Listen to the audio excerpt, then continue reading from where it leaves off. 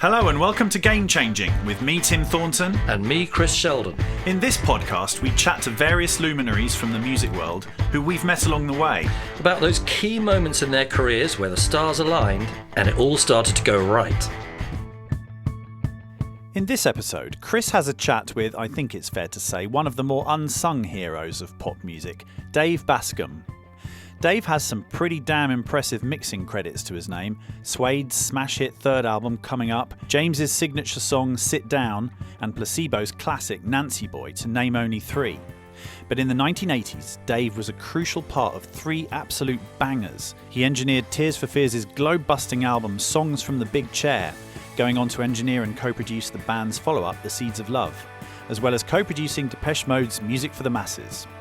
As you'll hear, Dave views his involvement in these records with typical modesty, as he tells Chris how he worked his way into the music industry and how he carved himself a reputation.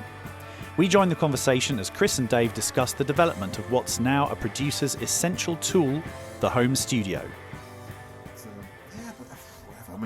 It just occurred to me because it's all to do with in the box. Yeah. It all changed, didn't it? Suddenly, it was possible, and I was thinking that here we are sitting in your home studio, which is very similar to mine, which is very similar to Adrian Bushby's. Everybody, we've all got a similar kind of setup, and the first home studio that I ever worked at was working on a Roger Waters album, right? And he had a home studio, but his home studio also involved a Studer A80 and a big they were kind of they were like rock stars had home studios. Well, I had exactly the same thing. I think I was working for Jethro Tull, so he had he had a studio, but I was used to the idea of going to rock stars' houses, and when you're a few years younger than these people, it was so exciting. Yeah, oh my God, yeah. And we had a mobile, so we took the mobile to Roger Glover's place from Deep Purple, did an album there. They were in the barn, we were in the truck. So quick rewind, was Maison Rouge had its own?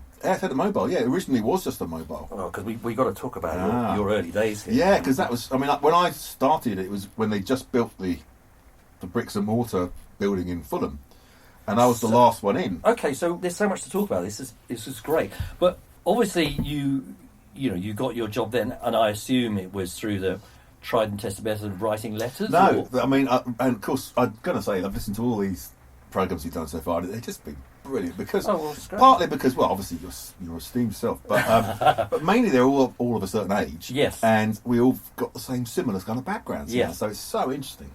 But I didn't actually write letters. I was in a band, and a few local bands that were going nowhere, but I was convinced. So not signed, or No, long way off. Right. I was convinced I was going to be the next Rick Wakeman, even though punk was happening. Anyway, the bass player saw an advert in Melody Maker saying Junior wanted for a London studio, and I was on the dole. I'd left school about a year before, and he wasn't interested. I went along. I have no idea how I got the job, because I think it's the second week the advert been in there. They'd obviously seen a few people. And also had no idea that they'd get hundreds of letters a week. And Maison Rouge was just literally built, was it? Yes. They say they had the mobile for a couple of years or so. So when is this? When are we talking? 77 or 8, I can't remember now. Okay, all right. I've got the letter somewhere. And am I right in thinking that it was owned by Jethro Tull? That's right. Right, yeah, okay. Yeah. So obviously they built the mobile, and that being successful, and then he decided to branch out. It was still an investment in those days to run a studio, so... and I was I think I've been taken on just before the opening, and my first jobs were like vacuuming actually carpet cleaning, just crap stuff, cleaning the boss's car, like most of us, I think. And, Tim was talking about being lippy on sessions, wasn't he? No, yeah. Oh, I love it. And Dave Bascombe. Well, ditto. Yeah, yeah. And my very first, because we had a little in-house production company that never really did anything. So my first session that I ever sat in on was my boss, Robin Black, who's Tull's main engineer, doing a production on something, and I was sitting on the back seat. And I still remember what it was, and the guitar that's done a solo, and the note was hanging on, and the chords were changing underneath it. And I'm like, if you just changed that note on when he stood, you just slid up a fret. And Robin was like, Robin was a lovely bloke. He'd never tell you to fuck off, but basically the look said it all. Okay, let's put me in my place. Because I was the only one there who'd actually I'd done demos with my band, so I had been in the studio before, so I was that smart arse who knew it all, I mean, nowadays, if you're lucky enough to land a job in what's left of the London studio scene, everyone's been through, Full Sail or ACM or what have you. Yes. So, Yeah. none of us, of course, had, but I suppose having been in a band and been in a couple of studios. Yeah. But it wasn't essential in those days. I mean, I say the other guys, a lot of people didn't, but... So you've done bits of engineering. You were assistant. Did Robin sort of show you the ropes as far as actual there's mic placement? And all Yeah, that there's him and boring Tony Taverner. He was a fantastic engineer. It's a completely different way of doing things. Robin was really kind of... I mean, if he is, he won't mind me saying it, because he's pretty illogical. But, I mean, those sounds are just incredible, Yeah. But, so Tony showed me the sort of more... slightly more rigorous, let's say, way of doing things. But they both come out the studio models, so they both knew what they were doing. At the time, we only had one studio originally, and it was very much the 70s dead sound. And as far as I hated everything we were doing there. I mean, we weren't at the cutting edge at all. No. And later on, in the early 80s, skipping forward, first of all, we built another studio, put Studio 2 with an MCI in it. And then I'd been to the townhouse, and I think it was really me saying, we need a stone room. So we built the stone room at the back of Studio 1. Studio 1 it was. Well, Studio 2 at Townhouse, I mean. Oh, yeah, sorry. The back, wasn't it? Yes, Yeah. I heard all the Peter Gabriel stuff, and what Hugh Padgham was doing, which, it was just so exciting. I just thought, this is what drums should sound like. And so I had a few sort of little techniques that I'd use to sort of copy it, non-linear gated plate and stuff, Anyway, I sort of persuaded Robin that we should put a stone room in at Maison Rouge, which I think Duran used later on, So. Weren't Power Station Power ones? Station. They were done there, weren't they? They were, yeah, that's right. Everyone thought it was in New York Power Station, but actually they were done at the end of Fulham Road. But I remember I did a couple of sessions down at Maison Rouge. I think engineering, I was producing something, I also engineered some stuff for Tim, I think. Oh, right, okay. Might be in the House of Love. Though? Yeah, about the 80s. I was going to talk to you about the House of Love. And it was great. I mean, unfortunately, Maison Rouge... That would have been the SSL years, though, wouldn't it? That was... So what was it when you started? Helios. So it was really like a different era. I mean, when 1980 came along, it was like the whole world changed. The studio changed. It had a Studio 2, which was very Eastlake, but still it was not quite as brown as the original Studio 1, the brown Helios. And we put the SSL in, of course, and that suddenly we jumped into that league, and then you got Wham, Culture Club, Duran, all these people coming in. Well, it's incredible to think back now, but at the time, a desk would sell your studio. Yeah. You needed an SSL. You had to have an SSL. If you didn't, that was it. You weren't getting any work. So when did you... I think I left it, I think it was about 81, and Jerry Boyes, who was actually was engineering with Gus Dudgeon, he started working at a place called Livingston, and he offered me a job up there as an engineer, but it felt like years I was waiting at Maison Rouge for the break, because I'd been doing a few bits and pieces. I'd been off to Beck and the Bunnyman as a freelance engineer, and then I distinctly remember coming back from that and making the tea on Young Guns by Wham. Back at Maison Rouge. Back at Maison Rouge. Right. And I thought, this has got to change. I can't do this anymore. But I didn't want to go until I had something else lined up. And Jerry eventually offered me a job at Livingston. It's funny because I spoke to one of the producers I regularly worked with at Livingston last year, and he told me something which I never knew. I said, I don't know why Jerry gave me a job. He said, he had a vision. I thought, wow, that's interesting. I don't remember that. You had a vision? I had a vision. Wow, check you out. I know. It's flattering. Take me 30 years to find that out. I wish I could remember what it was. Can you remind me? Yeah, Maison Rouge was a great studio. So you would have been working down there from sort of 77 to kind of 81? Maybe 81, 82, something like that. And then you were basically headhunted. Wow. Down to Livingston, with your vision. Yeah. Down to Livingston. Yeah. It was a culture shock, really, because Maison Rouge at the time was just coming up. As I said, we were doing all the bright, shiny pop stuff, Wham, Culture Club, and Livingston was like doing a lot of folk. Well, it really was. It's like going back 10 years, and it was not cool.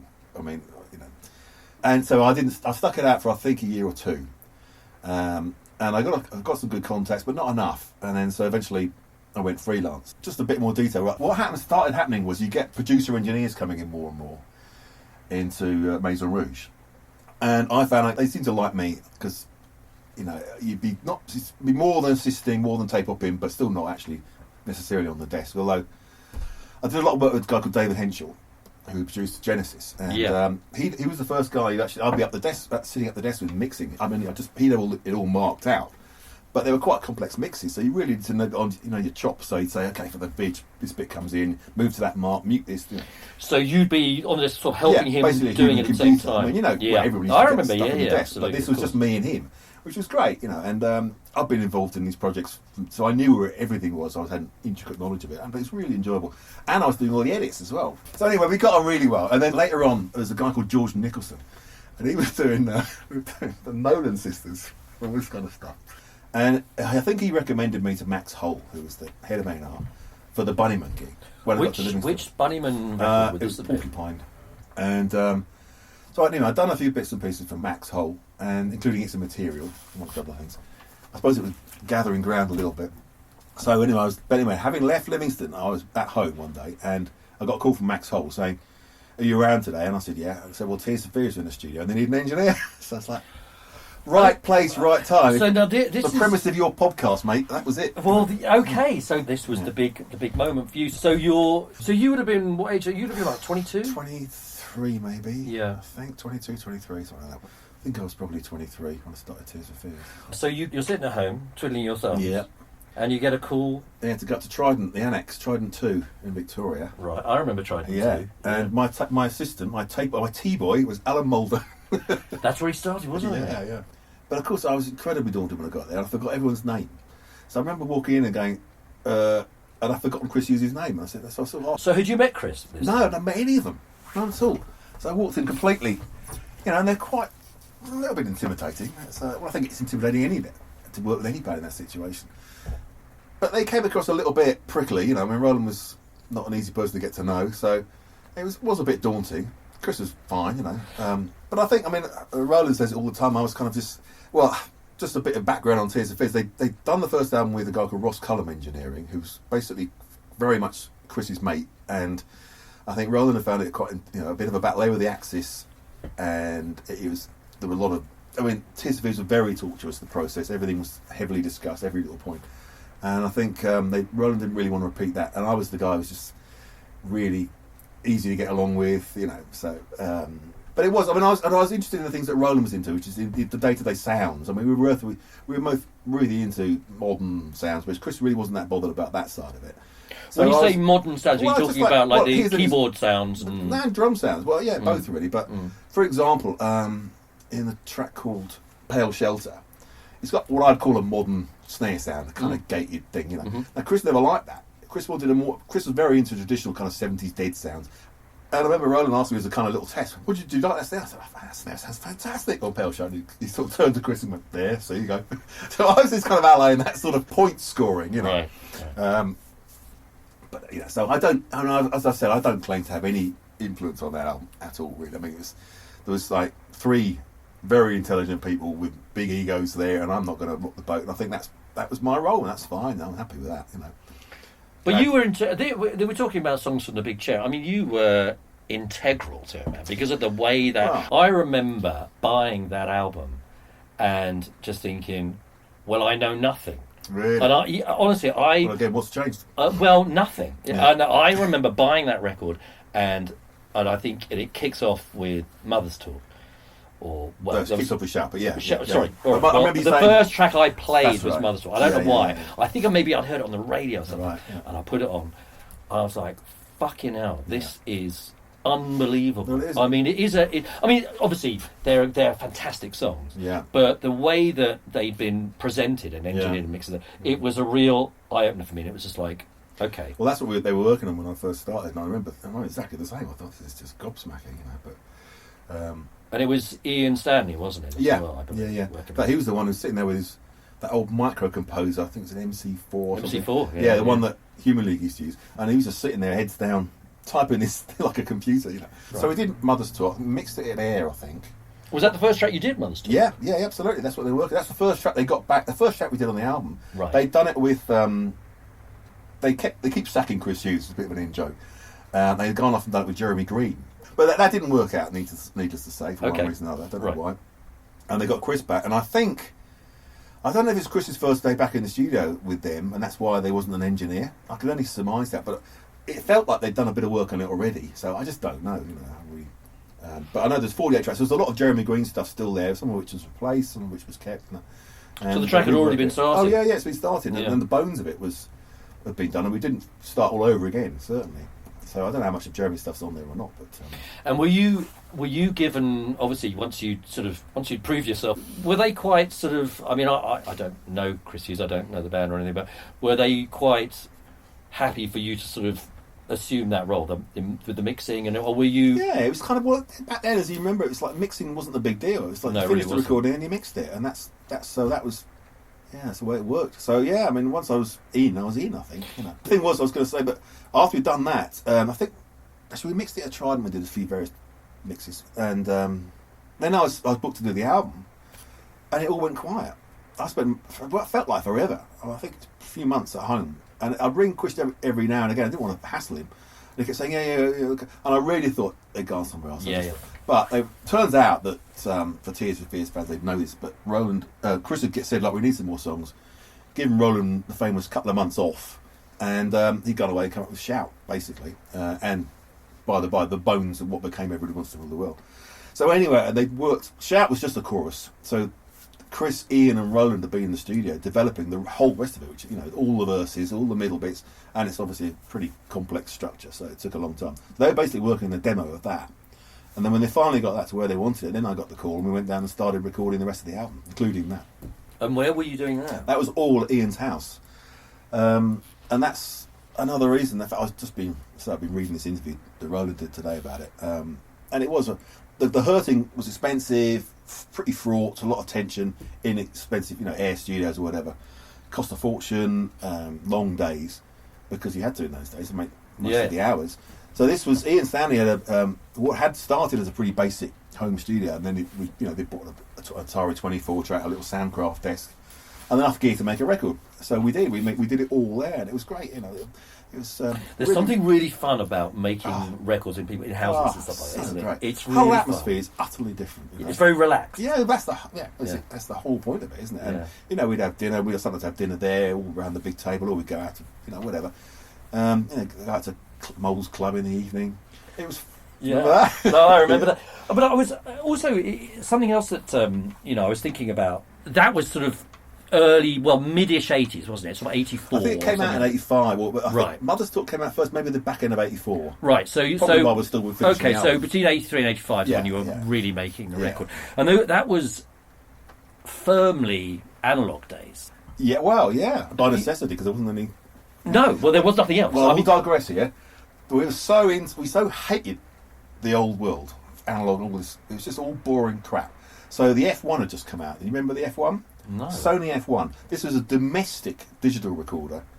Yes, I do remember. It worked on Betamax tape. Yes, I do remember it. A videotape, and it was awful. But we just thought it's digital. It's got to be great. So the whole album was mixed on that, which is just now it's just the actual half-inch, the 2-track. Yeah, I do remember that because they had one. I think we ran half-inch as a safety. I really hope we did, because God knows what they were using to remaster things from now. Oh. But no, I remember we bloody mastered it off this F1 thing. Oh, what a nightmare! And in fact, the BBC banned anybody's record that had been made of one, because the top end was all out of phase. Well, to find things as well, literally there was a little counter. Yeah. It was a domestic. Imagine the chance of VCR wiping over the end of the previous mix. Well, it struck me that you and the band, you see, were quite sort of early adopters of all the new tech that was going on. I mean, I loved it. The first time I heard a Lindrum, I just thought, this is it. This is the future. Get rid of those boring drummers who are out of time and arseholes. This is ridiculous now. But it was very, very, very exciting. And we had pretty much the kind of cream of the crop of the state of the art. I mean, there wasn't a huge amount of stuff then, but we had a Prophet 5, we had an Emulator 2, no, it was an Emulator 1, Emulator 2 wasn't out, Prophet 2, Fairlight 2, the Lindrum obviously we used a lot, the Drum Emulator, which we used for bits and pieces, DX7, I think that was, and a PVG Wave, that was quite integral. Well, that was a gnarly thing. Yeah, it was. Gnarly's a good word for that. Yeah. Yeah, that went out on quite a few things. Yeah. Because it struck me that part of your career was very much part of that cutting edge modern tech sounds and stuff. Would you say that's absolutely? Yeah, that's I loved it. And of course we had reverb, for days. For days.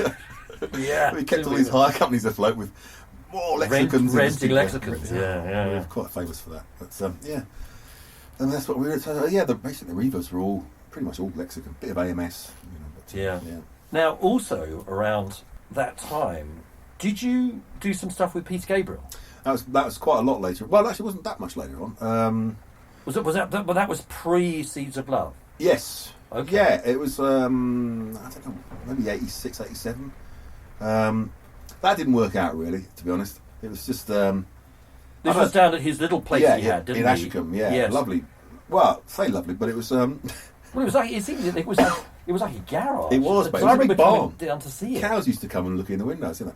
But it was typical Peter. I mean, you know, obviously, lovely, incredibly talented man that he is. Totally nutty, you know. I mean, so he'd been talked into buying this tape machine, which is basically the mechanical bits of the Studio A80, but all the electronics were built by some boffin. Never worked properly. I mean, see, the difference between that and Tears of Fears was night and day, because Tears of Fears, they were the same age, it was fun. If I had to do an edit, they'd go off and play pool or something and let me get on with it. With everything had to be, no, you couldn't disturb the flow. It was absolutely crucial with Peter. So we'd be doing a backing track and we'd be overdubbing a whole band on top of a 48-track session that was already chock-a-block. So the hi-hat would be on track 23 and the bass drum would be on 47. You know, and half the toms would be on 5, and the other one would be... It was logistically a nightmare. And then you get that all set up, and everything had to sync up afterwards, and you had to edit everything in time, even real drums, but you had to keep the Lin drum in time as well. It was impossible. Yeah, and keep the synth in time. Right. It was just logistically no kind of sense of what was, you know, just do it, you know, get on with it. And, right. Anyway, so I remember one thing we were doing drums with, I think probably Manu Katche, and Peter would get an idea for something, and he just grabbed one of the tom-tom mics, got a bit of African percussion and start find a track for this. Okay, track 49, you know, bash it out, and you get a groove towards the end. I think, oh, that's great, you know, let's go and get it from go back with that groove. No, just park it somewhere. So, okay, get another slave out. You know, do all this. I mean, you know what? Logistically and technically, it was really hard and time-consuming. So just stuff all over the place. Stuff all over the place. So this would get shunted off somewhere, right? And then you try and reset the tom-tom mic to what it was without any recall. You know, while the musicians are waiting for you or everything. I know. I mean, Flood. These people, I remember him talk. That's kind of he thrives on that kind of stuff. But I just felt they weren't on. It was like a battle, really. Yeah. Didn't get on with Daniel and Noir. I wasn't doing a great job, so we basically agreed to disagree, and moved away. Yeah. But sometimes it just happens, doesn't it? That that you find yourself in those situations, and I think everybody finds it at a certain point, and you just think, I'm not the guy for this. No, absolutely. And Pete was a lovely load of money. He gave me a lovely credit. I'm engineered by Dave Bascombe, and I don't know how much of it they kept. But I mean, I had done a few things on there, but you know, I was surprised when I saw that, and that's just a token of what a great bloke he is. Because, yeah. You know, I hadn't fallen out with him. I think he's just absolutely marvellous. I think Kevin Killen, didn't he? That's right. He took over from you, I think. I've seen various interviews, and they had to completely reconstruct everything, go onto digital and Mitsubishi, and sort of rebuild the whole thing because. I kept trying to tell you, I don't take blame for that because I had tried to flag it all up, you know. But you can't edit simply. It was a very interesting time, I think, you know, because it was trying to squeeze the new technology into old school recording methods. It was exciting because it was pushing exciting the boundaries and nightmarish. Absolutely. But you know, the Tears of Fears were totally into the whole thing. So I was giving, you know, if I had to do something like that. Yeah. So no one was breathing down your neck. Absolutely. That's what a lovely thing. But they also assumed I knew what I was doing. You know, so but you did. Yeah, well, I did. I think. Yeah. But also, I think for a lot of these things, they'd never happened before. No. So we had to find ways of doing. But I do think some people hadn't. You know, some of the old guys hadn't really kept up with this sort of stuff. I'm a bit like us now. It's hard to keep up. You know. This is the most boring podcast. No, I don't think it is, because I think that people are fascinated in how things were done and how it led on to stuff. Because then there was a sort of digital recording started to sort of sneak in. Yeah, but I think what the point is, you're right. It was hugely exciting, not just because it was a new bit of kit to play with, a new toy. Well, a lot of it was that, but it had a new sound. You know, so we were making new sounds. Yeah. I mean, Trevor Horn was at the forefront of all that, and his records were just staggering. And I think. I certainly aspired to all that, you know, just these soundscapes that would never been possible before. Yeah. You know, and everyone knows he'd go through torture in the same way we did. But just to get something new. It, you know? Yeah. So it was a great time. So in between those, there was a sort of 3 or 4 year gap between the Tears for Fears records. Yeah. And what sort of things were you up to then? Well, I did a few things. First thing that I think this is. Well, I did Depeche Mode, Music for the Masses. And this was production? That was co-production. Okay. And it was pretty much what I'd done with Seeds of Love, to be honest. It was engineering, but and not really steering it in any great way. Not like Flooded, by any means. But it was Alan Wilder basically was in charge of that, and I was kind of putting my stamp on it in a subtle way, I guess. Just doing what I do. But I think before that, I've been, as a producer, I started doing a few productions, and I did a band called Danny Wilson. I was going to ask you about this now, because that is just fantastic. We're talking about Mary's Prayer. Mary's Prayer, yeah. Which is an incredible song. And it still sounds fantastic. Yeah. I think, you hear it on the radio. I mean, I hear it probably once every 3 weeks. Really? Oh my God, man. I didn't know it was on that much. Oh my God. I seem to maybe it's because I just old-timey radio. Well, I mentioned that partly because it's one of the few productions I've done that actually, it was the first production I think I've done that was actually a hit. Which is, huge. Yeah, bona fide hit. Yeah. And but I was going to come to a more general point, which is all the other guys you've done, I think, producers so far. And I know you do a bit of production, same as me, but I'd say we're both pretty much mixers, more than producers. Well, I think now, yeah. Well, I've kind of drifted into that, and I'm happy to that, because I think Mary's Prayer, I definitely had a vision for it. I really did. I had quite a strong vision, and luckily for me, they'd done the whole album with another guy, spent quite a lot of money at Puck Studios, and the singles hadn't really worked out, particularly Mary's Prayer. So I got not carte blanche, but they got me back in, and not back in, but they got me in. So they kind of lost track a little bit, and so I had a strong vision. So I said, right, I think we should do this. Slow it down, blah blah, and it worked out, and I think everyone was very happy with it. So that was great, But I didn't have to really push against anybody with set ways, which I think. Anyway, my point I'm coming to really is that I'm not a producer, and I think the other guys you've talked to have got a very different job, and I've never really enjoyed it since, because I don't think unless you've got that vision, which I don't really have, I don't really follow everything that's going on as much as you need to have a lot of points of reference, and I enjoy mixing. I've drifted into that luckily, but well, okay, yeah, we'll get onto that, because I think there definitely seemed to be a point when. I certainly started to become more aware of you as a force to be reckoned with, as a mixer. But going back a bit before that, just one thing you touched on, and I didn't know this. You said that when you were mixing Songs from the Big Chair, you were in Munich, was it? Yeah, we mixed it, bulk of it in Munich. They just wanted to change, like a lot of people did back then. What was the studio there that you worked at? What was it called? It's a weird place. I can't remember. Union Studios. Right. And I went out for a weekend, or a day trip, just to check it out. Which is, again, that was really exciting as a kid. Yeah. Ticket to Munich. It had an SSL, basically. That's what we wanted. But it really wasn't equipped for our sort of stuff at all, because it was an umpire studio. But in the main studio, we were in the mix room, but in the main room, you just hear. There's a lot of lederhosen going on. Stuff going on, which is hilarious. But also, they ran out of patch cords and stuff like that all the time. And I remember, this is classic, rather. The studio manager's name, Hair Curler. No. Hair Curler. Koehler. Just wonderful. Anyway, but we'd run out of patch cords, and this guy came in and said, "Lovely man," he said, "well, I can get some from this other studio, but can you pay for the cab?" And we all went, "Yeah, whatever." And Ryan said, "No, it's your job. You run out of patch cords, you bloody pay for the cab." This is typical Rollins. So. Anyway, yeah, that was fun. Yeah, so we went to but then we came back and we had obviously. I do remember things there. We did the vocal for "Everybody Wants to Rule the World" there, because that was the last track we worked on. We did a little synth that's in the second verse, and I think we hired a prophet for that, but we didn't have any sequences. So that's pretty much the only thing on the record that does anything like that. That's hand played. Actually played. Yeah, it still sounds like it to me. I can still tell almost. Really, yeah. Obviously, yeah. But, do you still have that thing where even now? How many? 25 years later or whatever. 35, mate. 35 last week it came out. 35, yeah.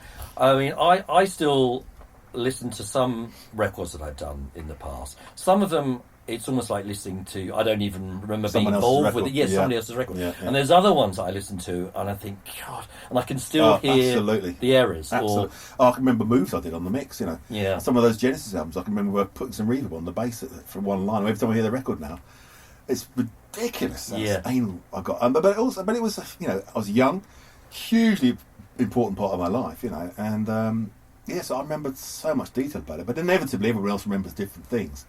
So, do you think that you were doing? Obviously, you did the Danny Wilson thing that you did.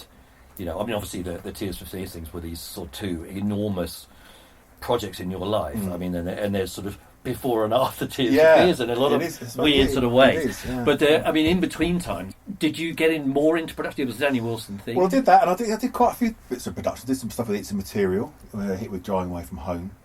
So I can't remember whether the mixing was starting then, I think.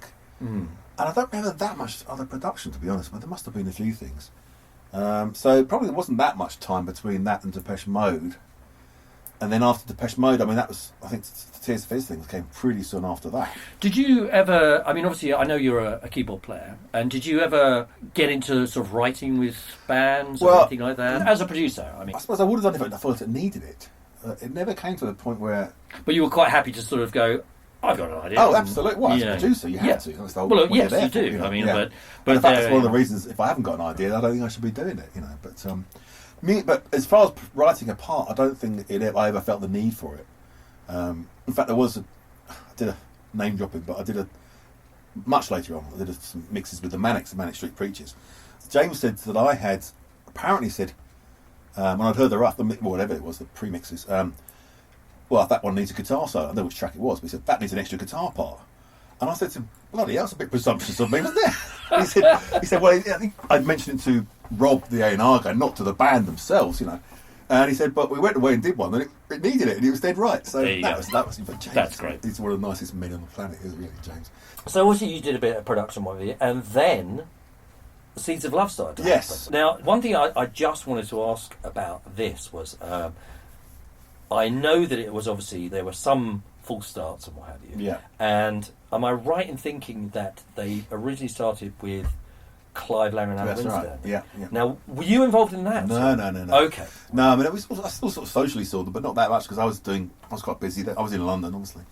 But they wanted to change, as they always do, you know. And I think they love Shipbuilding. That's a song that Clive co-wrote with Elvis Costello. Yeah. So they wanted some. Runner's always looking for songwriting partners, and I think he really wanted that input. But it didn't work out for whatever reason. I mean, some of those tracks have resurfaced or will resurface. I think they're reissuing Seeds of Love soon. But I'm right in thinking that they wanted to move away a bit from the ultra program sort of modern. Very much, yeah. Well, basically, Roland hated the touring process with everything on the Revox, all the back, you know, the drum loops and stuff, whatever, that couldn't be recreated. Having to play to a Revox, being stuck with the same running order, the same tempos every night, like most people now do. You know, most pop bands. Revox. Yeah, and a Revox. Using a Revox to. Yeah. Wow. Yeah. Okay. Well, you know, there was multi-track digital workstations and all that kind of stuff. Yeah. So he got totally sick, and then of course, famously, they saw Oleta Adams playing in this little bar in Kansas, and it was the opposite of what they were doing. You know, it was someone who's just singing from the heart, and you know, with nothing there, no technology, just playing the piano, from a completely different world, and that just inspired them to do something completely different. Whether they succeeded, I don't know, really. But, no, they undoubtedly did. So they started with Clive and Alan, and that didn't work out. Yeah. Then were you? Chris was asked to come back in again, and it's pretty much a repeat. Actually, I seem to remember got a call from someone saying they started with a different engineer as well. Someone, I can't remember who it was, and that hadn't worked out. So they decided, and I think they'd heard Roland and Kurt had heard Danny Wilson and really liked a track called Davy. Anyway, they'd heard that, and I remember Roland thinking, well, Mary's Prayer's all right, but this is really nice. So they thought, you know, obviously I'd moved along a bit, and it would be good to have me back on the team. So I got a call, went up to Roland's house, because I thought they had been working there. No one had told me where to go, because Roland had a studio there. So I turned up there. And this is down in Bath? No, he'd moved to London by now. Well, he had houses in Bath and London, but he bought this big place in London with a studio at the top. And I'd been there, I think, a couple of times. Well, I'd obviously been there a few times. I knew where it was. So I turned up there, and they weren't there. They were there. So I trucked on down to there. So we started doing some live stuff with Chris playing drums. I don't think any of that got used at all. That album was just a lot of fumbling around trying to find. And at this stage, you were still, like, engineering? Yes, I was basically engineering that project. I was brought back as the engineer. So it was kind of trying to get back to a bit of the ethos of Songs for the Big Chair, although everything else around it had changed, really. The whole direction had changed. And I mean, I don't think Chris will mind if he hears this. I don't think he'll mind me saying, but I think everyone had lost the plot really. I mean, Roland had some sort of the back of his mind that he knew what he wanted, but he didn't really know how to get there. And Chris, there was a lot of how do you follow up that massive previous album? I think everyone was floundering a little bit. Well, I think and also Chris particularly done an outstanding job on Seasons Love, but I didn't think he really had an idea where we were going with this one, to be honest. So it was a bit rudderless, I thought. Well, I think it's also quite tricky when you've had such an enormous record and the artist wants to go in a different direction, and you're immediately thinking, but well, of course, but that, you know. And but actually, I have to redress that in case he does this, because Chris did pretty much the same thing again on Season of Love. He said, Roland, you haven't got enough songs here. Right. Go away. And Roland came back with Sowing the Seeds of Love and Woman in Chains, Wow. So if nothing else, Chris deserves, just the biggest big up for that. But in terms of, Woman in Chains was a good example. We did so many bloody versions of that. We were down this point, when we did basically a tour every studio in Britain, just for us to change, we just go away. A lot of us done at Roland's house. And then we went to Real World when it's just been opened. Before we had built the big room. So we were upstairs in what became Peter's room. And we just sat there for days working on Women in Chains because it didn't have a middle eight. To me, it was so... Well, I can't say I was going, I need a middle eight. But as it subsequently turned out, that's what it needed. So we had this endless... the middle section went on for days, minutes and minutes. And so we were, there's a lot of this, and I just thought, this has really lost that focus we had before on the previous album, which was a really... disciplined, but everyone pulling in the right direction. This was the opposite, really. So yes. So by this time, it was just you and the boys, was it? Or? Well, no. Chris basically got fired off the session. Ian had left. Ian Stanley, who had been involved originally, played this brilliant organ on Sowing. That was the kind of only Sowing the Seeds of Love was almost like the old days because it wasn't a bunch of session guys. It was the band in the studio with Chris on drums, Kurt playing bass. Roland playing... so the drums on that are Chris. Chris, yeah. He's a genius Ringo Starr impersonator. Yes, no, and that opening fill. It is. So Kurt's on bass, Roland's on a sort of big DX7 thing, doing like a whirly part. Ian's on the organ. Just a band. And it's great organ. Absolutely great organ. Yeah. Although he won't admit it. He's just the world's... We tried to get him to do another solo, because basically, we then spent weeks editing this bloody thing. So what, you did multiple takes? Oh God, yeah. Oh, yeah, did we ever? I'll tell you the story behind that. Basically, we didn't want to use a click. And sorry, where was this being recorded? This is a townhouse. We moved to townhouse by then. Mm-hmm. So we didn't want to do it with a click. So I remember there's a rumour that they used, or Roland seems to think it was I'm the Walrus as the kind of template for the song. I'm convinced it was Cheese and Onions off the Ruttles album. And I remember borrowing the album from John. We had a mutual manager, John Reed, and I think I've never given it back. Anyway, Anyway, who cares? It doesn't really matter. But we did endless takes, obviously trying to stick to a tempo, so all these takes would intercut. But later. Not using a click. So then we spent another, days with Chris. Chris was responsible for all the edits, and it didn't work. It sounded all right, just listening to the drum track. Playing back, but then they all had to play on top of the drum track, and it just felt terrible. So then we decided we had to. But this time we only had a day left, but only a day. You do an album today, but so we had a day. And I did recently. One day to this drum track. Oh my God! Yeah. But we were programming the tempo changes in on. I can't remember what it was as we went. It's on the Lin drum. That's right. So, and I had to keep notes of everything because obviously we were going to intercut them later, so that they basically start the verse at such a tempo, go up in the first chorus, maybe down again a little bit in the second, but lots of tempo changes going on, programmed though. And they would change, so within the first two takes it'd be the same except for the end would go up one more BPM, and there'd all be different variations, so I had to make meticulous notes so I knew what would chop together. Anyway, so it was done on... we did it on. We got the Mitsubishi 32 digital by then. So you moved over to digital recording? Well, we had recorded on digital, but we did the edits on analog. We copied it onto analog to do the edits. Oh, God. Oh, I know. And then we copied it all back onto digital. But anyway, the point of this story, completely 2 hours ago, I mentioned the organ solo. Fuck me, it's going to be the longest podcast. I love it. Anyway, that organ solo just happened to be the one that was played at the time for the drums. We were only looking for the drums. That's all we were interested in, nothing else. And so that. But you were all still playing together. Well, everyone played. Yeah, everyone played at the same time. Right. So in case we thought, okay, we got that. So Ian, go and do another take of the organ, will you? No, I'm not interested. So then we offset every other take for that solo spot to see if it was better organ solo, and there wasn't. And then that just happened to be the one that was. I mean, shock off the cuff. Yeah, I mean, these bands that do everything together. Yeah, I know. And, yeah, these musicians who perform. We really rebelled against our own rules here. We used the organ solo. It just happened. But also, I mean, it was the start of kind of a bit of free. Although it sounds ludicrous, it was freeing up things a little bit because a lot of the vocal we ended up using was the guide vocal that Roland screamed and shouted at the time. So he said to me, can you distort the mic? Get John Lennon-y kind of thing. And I didn't bother plugging in a box or anything. I just screwed the mic gain up. Yeah. Didn't pay any attention to it really. And that was the vocal that we ended up using a lot of. Yeah. And on some of the edits, I actually know if you solo the vocal, it's going. So the edits, because obviously we were focusing on the. Well, because but you don't notice that stuff. But isn't that always the way? Those things that because you're not worried about. Of course.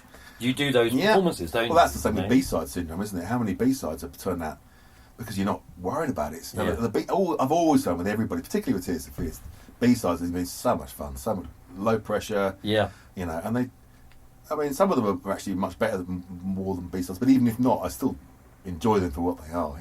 Well, just going back to what we're talking about writing, I mean, the only thing I've actually written that's got a publishing deal was a B-side with Tears for Fears later on, and there's a weird little track that Roland had, which is just a little riff going around in a weird time signature. And then he'd gone home one night and there's a synth knocking about, and I just started messing around with some chords, and he came in the next day and liked it, and so we expanded on it a bit. And he gave me a co-write, which is lovely, on that track. Fantastic. And it became the next single when Tim had started working with them, which I've got to say I thought was, bloody hell, this is odd choice for a single. I mean, it really was. That was a B-side that should have stayed a B-side as well. Right. But they rewrote the verses completely. Yeah. But that was such a great. And I mentioned this the other day. What I love about our job is and I don't get to see this very often these days, is watching people create. And that was rolling on form, and it's just a joy to watch because the whole lyric and the vocal, and there's a sort of intertwining guitar solo he does that goes in between the gaps and around the vocal.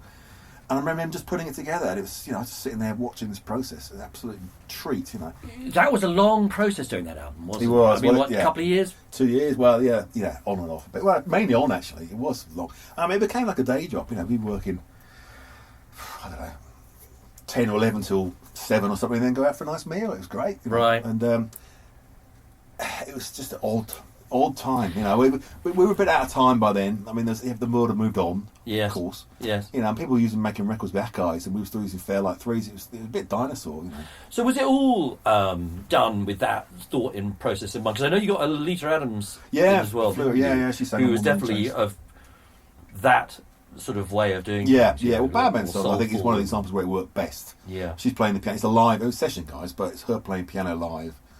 And brilliant piano player, and it's not typical Tears for Fears. It's not really of any time. Obviously, everyone says it's a bit like Little Feat, but that wasn't exactly fashionable in 1989. So, but we didn't really care. Well, Rolling Stones didn't care particularly. And by this point, was it sort of acknowledged that you were kind of co-producing this now? So, yeah. And you were much involved as a decision making.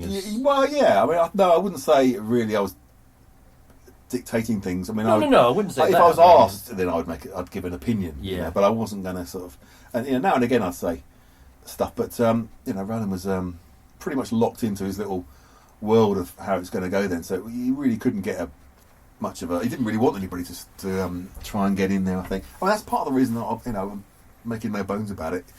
He didn't want to have the battles anymore that you'd have with people pushing you, and of course Chris and Ian Stanley had pushed him into developing Shout and Everybody Wants the World, particularly Chris in that example, with amazing results. With great results. But sometimes people just don't. Yeah.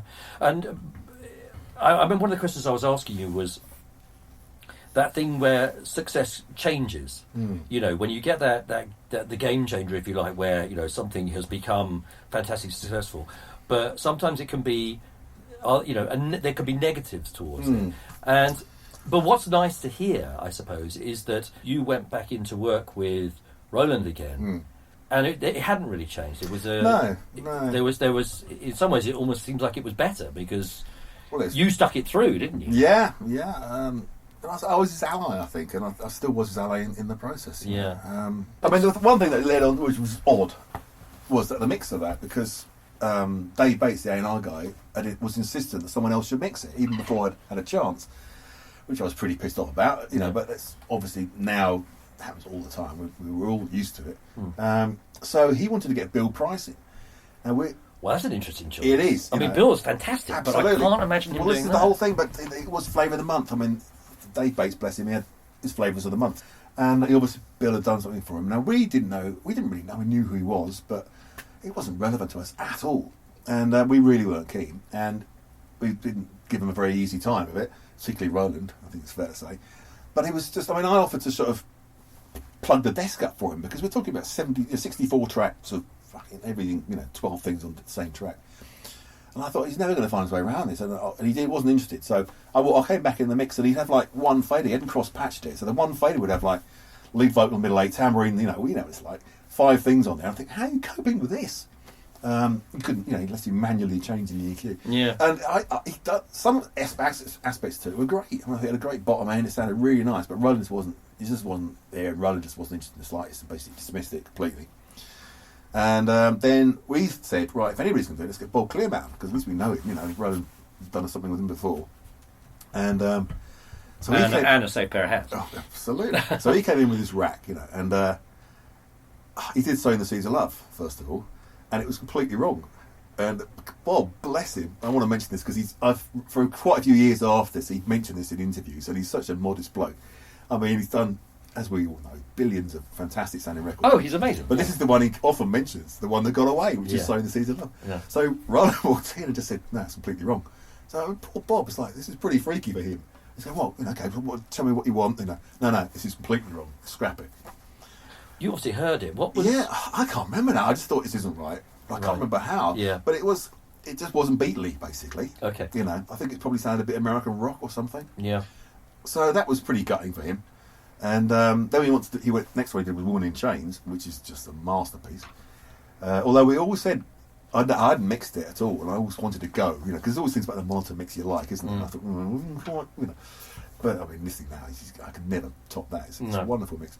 And then he did half of You and the Knife, which is only interesting if you're interested. It's half for him and half you, isn't it? Yeah, it's if you're interested. It was just because literally this happened at the cut. I mean, this is kind of typical, describing the whole process of the album.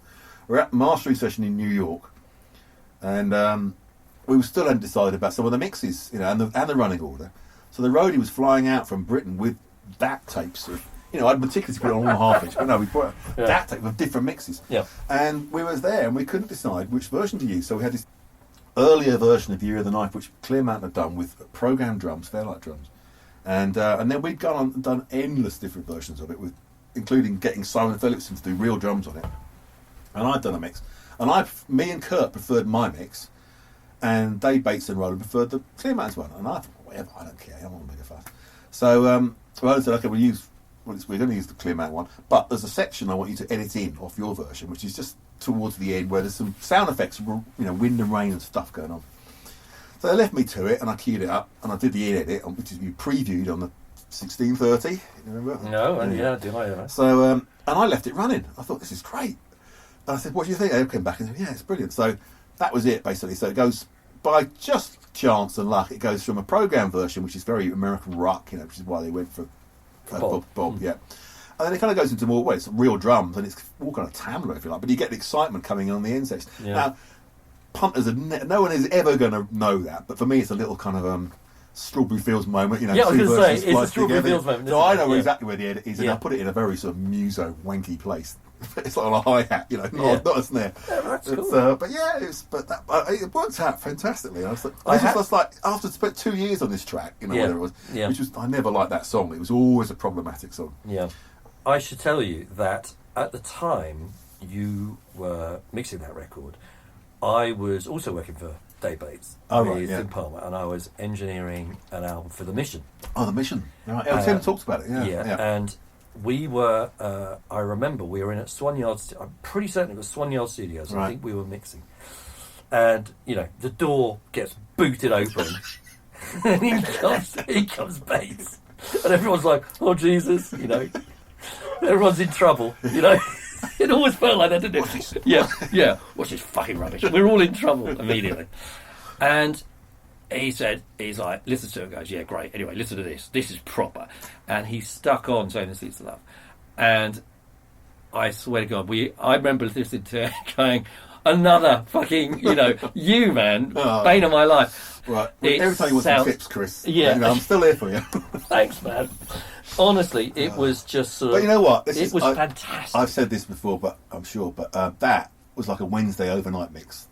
And really? Sometimes I'll see it on outtakes on Spotify or something. It's called WED OV. People don't know what it means, but it's just Wednesday overnight. Yeah. And we did some more stuff on the next day, and then we preferred it as it was. So it was a day mix, 1 day mix. Yeah. But that happens. But the thing was, I thought it was shite. I was really? so lost the plot.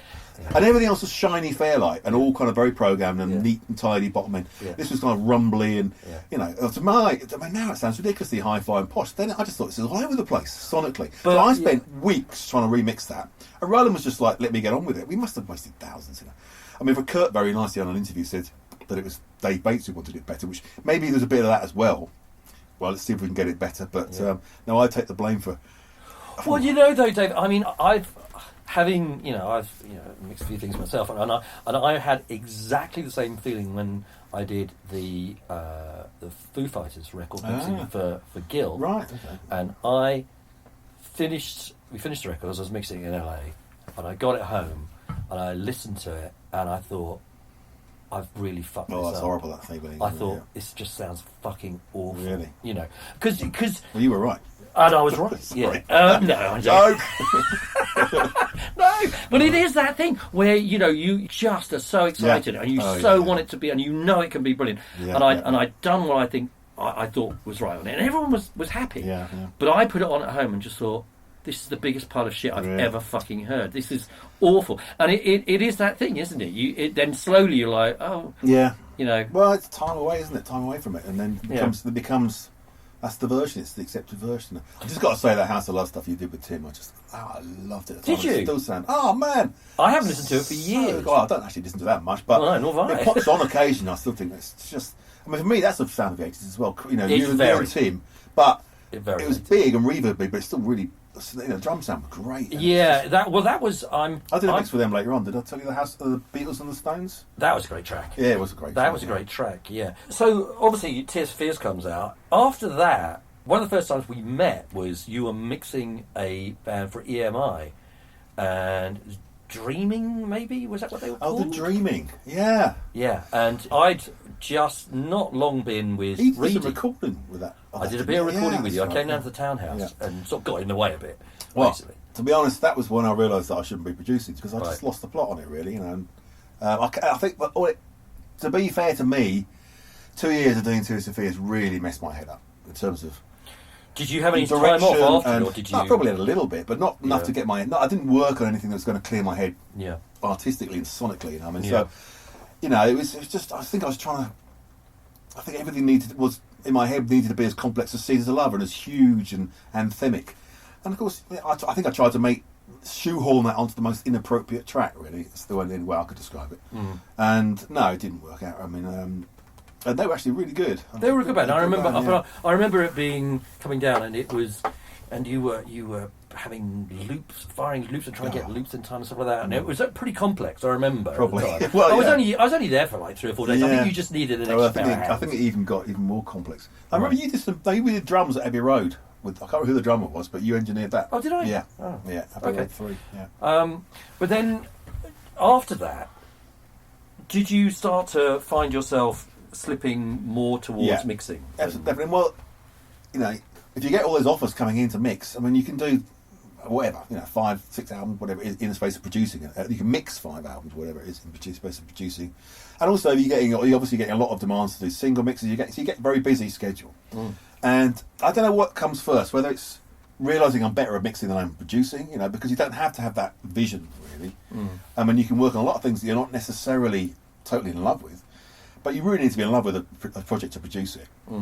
And so I find from working in studios, even from the earliest days, it's expanded my tastes so much. I came in quite blinkered.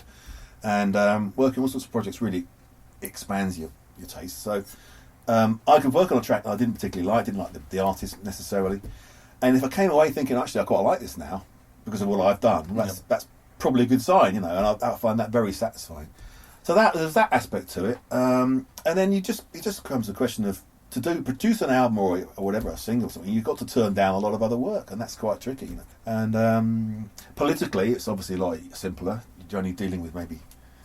Well, as you say, you don't have to be emotionally involved. Exactly, that's the big difference. Yeah, and I miss that a lot. I mean, but not so much these days. But I certainly have missed it. I mean, starting out with a blank reel of tape, as it used to be, was always a great moment. Getting to know the band and being part of their little world, and and this could go anywhere. Let's see what happens. I used to really enjoy the aspects of that, but I'd have to have some sort of idea of where it was going to go. And sometimes just bluffing it or seeing where it goes, I find I'm thinking about it more and more now, actually, because I sort of put myself down a bit for it. But I think Tears for Fears process really did screw my direct sense of direction up. And any kind of direct vision became, we tried everything possible on that album. We just explored every avenue. We'd fly John Hassel over just to do some trumpet, So everything was on the table, and it was undisciplined completely. And so I was full of that concept. And I think, right, I'm going to try some African nose flutes on this pop record. Okay, it could have been brilliant, but it wasn't. Yeah. So everything, I just thought, I just lost direction. I lost focus. Do you think, in hindsight, what you should have done is do something radically different? Yeah. But go and produce a 4-piece rock and roll band. Yeah. But I wouldn't have known how to probably by then. Yeah. That's the trouble, because I would have put an orchestra on it and African nose flute. I'm going to put those fucking nose that flutes. That song, it's a bit short of 3 minutes. I think we should make it to 30. The doctor in the middle. No, you're absolutely right. I needed a big. But you see, there were some times actually, and that's probably. I kind of felt like to be going back to being a tape op for a bit. Yes. I was talking to somebody just the other day, sort of about this, and saying there were times when you're in the middle of a session and there's loads going on, and particularly if you're producing it, you've got the record company expectations, you've got the band expectations, and there are times and you'd look at the assistant coming and going, "Anyone want a cup of tea?" And go, "Oh, I'd fucking do your job in a heartbeat, mate." Well, I call it a white van man moment. Yeah. Because there'll be times when you're really stressed when you're driving into work and you see a bloke in a white van and you go, "Oh God, I'd love to do that." Yeah. He's going to knock off at 5 o'clock. Yeah. Go and have a pint. Get his tea. Yeah, and he's fine. He's done his delivery. No, exactly. But I think also with production, it was becoming more and more. You weren't being left to your own devices. I mean, we really in the 80s we were left to it. I mean, particularly there was a couple of mentions that mix of House of Love I mentioned, and I remember Sit Down as well by James, which I mixed. Yeah, great. The record company never heard it. I think Dave Bates called up when I was doing the House of Love and said, "How's it going?" I said, "Well, I finished it. I'm going home." And he was like, "I haven't heard it. That's fine. That's what." Whatever. Trust me, it's all right. Yeah, trust me, it's all right. And the same with Sit Down. I mean, I rang up and we were on the way out or something, and luckily it worked out. It didn't always, but so that was. But obviously, those days were coming. Well, not so much the mixing, but producing. You were left alone as well. Really, for better or worse, a lot. And that was changing. You were getting more day-to-day interference, I suppose. Well, I suppose also there was, as things progressed as well, there was less money coming in. Yeah, people started. I mean, in those days of the songs from the Big Chair. Yeah. There was no download. No, there was nothing. So Chris had it in his contract that he wouldn't have to deal with a budget at all. Right, but if a record was even vaguely successful, even if your record sold 50,000 copies back then, it was still generating a considerable amount of money, because CDs were 15 quid each. I mean, what the fuck, That's amazing. And you imagine that times a few million. I mean, there is some serious dough coming. It was just, and that started to change. Yeah. It really did. I mean, there were a few things that you did which I didn't know, which was like Suede. I didn't know the Beautiful Ones. Yeah, I mean, that's an incredible mix. Yeah, I love that. Yeah, that's it. I'm really pleased with that album. I think they're a fantastic band, and that and Erasure, funny enough, are the ones where I think I was lucky enough to be there at one of their peaks. So maybe it's not. What did you do with Erasure? I mixed chorus. Did you? Which is a brilliant. I'm not talking about my input. I'm just talking about the songs. Yeah. And I think the songs with Sway, they're fantastic songs. Yeah. And Ed Bullard did a brilliant. That was still Ed was producing that, wasn't he? Yeah. And he was very involved in the mix. I mean, a lot of the mixes down is him. Well, as well. he speaks very highly. I mean, I'm just doing a bit of research on the web, and he said that a great part of that album is you. Oh, that's as nice.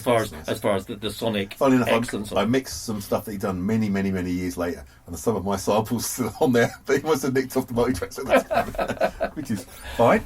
So mixing wise, you did Suede, there's Mannix you did, and Goldfrapp. Yeah. What did you do with Goldfrapp? So a few things earlier on. So I did some stuff on the first album, which is Felt Mountain, I think. Really can't remember that much about the titles, and I think some of them might have been single remixes. The album had been done, and then I knew Will because obviously Will was sax player in Tears for Fears live. He played on Working Hour, and not just live, but he played on all the solo stuff on Working Hour. Yeah, I mean, what a genius! He's another just great bloke. Is he? Love him to death. Yeah. Yeah. So yeah, and one of the spots I knew he was great as a musician, but no idea that you don't. Well, I had no inkling that he would go on and do something like that.